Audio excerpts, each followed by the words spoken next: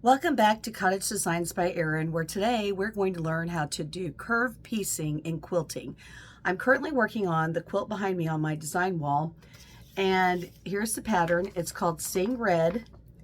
It is out of Quilter's Newsletter Monthly, June of 2000.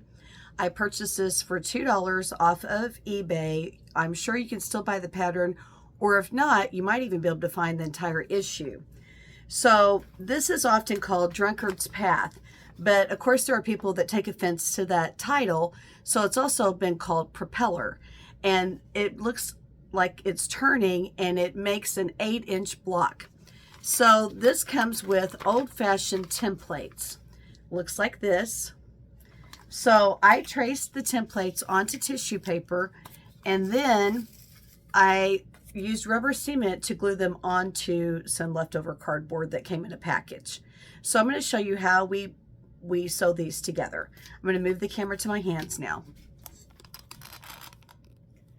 Okay, so my work table is a bit of a mess because I've got a lot going on here. Okay, so we have this piece, which is the outer, and this curved piece, which is the inner. You're going to match the corners together like so, and then put a little short pin in there so that the pin is not in your way.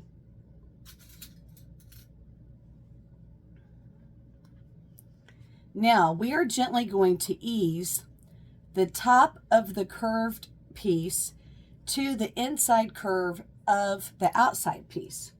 My machine is already threaded up. I'm using purple thread because this quilt is going to be red, pink, and purple with touches of white. All right, so I'm on just a standard straight stitch.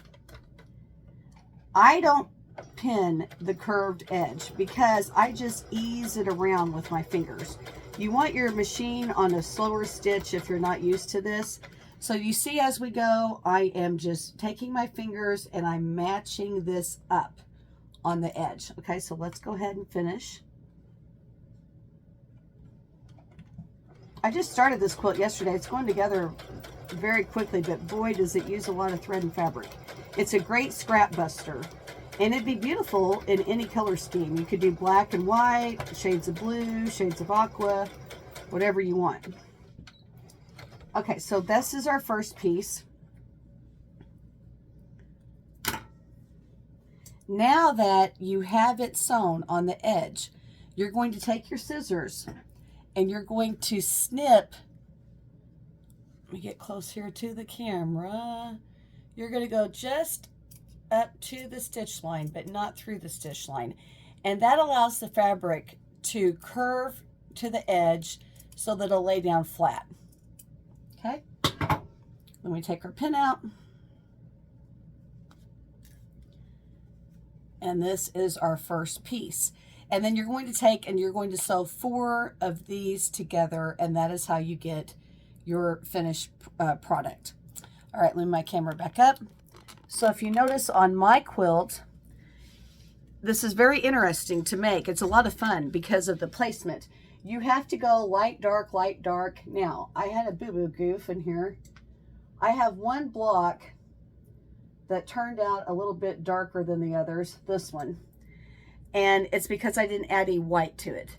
And so now when I go build my next row on above that, I'm going to have to add a little bit of white into it so that it sparkles, because you don't want the quilt to get too dark and heavy.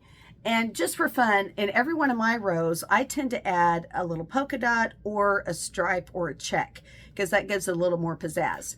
So I hope you learned how to do curved piecing. It's very, very easy. If you're a first-time quilter and you're wanting to do this on your own, I would suggest using flannel. Flannel is wonderful for curved piecing. It allows the fabrics, because they're brushed, to stick together so that they won't slide around. It's almost impossible to get it to move when you're sewing it. And I will post at the end of this video, I made this quilt in red, white, and blue for my nephew when he graduated from high school. It was made out of flannel. It was super easy. So please come back if you like my videos and subscribe to my channel. Thank you.